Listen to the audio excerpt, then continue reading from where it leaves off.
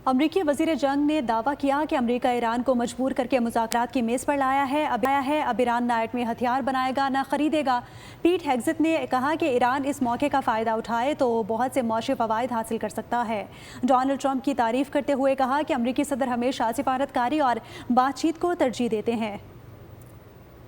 अमरीकी वज़ीर जंग ने दावा किया कि अमरीका ईरान को मजबूर करके मुज़ाकरात की मेज़ पर लाया है। अब ईरान न एटमी हथियार बनाएगा न खरीदेगा। पीट हेग्सेथ ने कहा कि ईरान इस मौके का फ़ायदा उठाए तो बहुत से मौशी फ़वाइद हासिल कर सकता है। डोनाल्ड ट्रंप की तारीफ़ करते हुए कहा कि अमरीकी सदर हमेशा सिफारतकारी और बातचीत को तरजीह देते हैं। अमरीकी वज़ीर जंग ने दावा किया कि अमरीका ईरान को मजबूर करके मुज़ाकरात की मेज़ पर लाया है। अब ईरान न एटमी हथियार बनाएगा न खरीदेगा। पीट हेग्सेथ ने कहा कि ईरान इस मौके का फ़ायदा उठाए तो बहुत से मौशी फ़वाइद हासिल कर सकता है। डोनाल्ड ट्रंप की तारीफ़ करते हुए कहा कि अमरीकी सदर हमेशा सिफारतकारी और बातचीत को तरजीह देते हैं।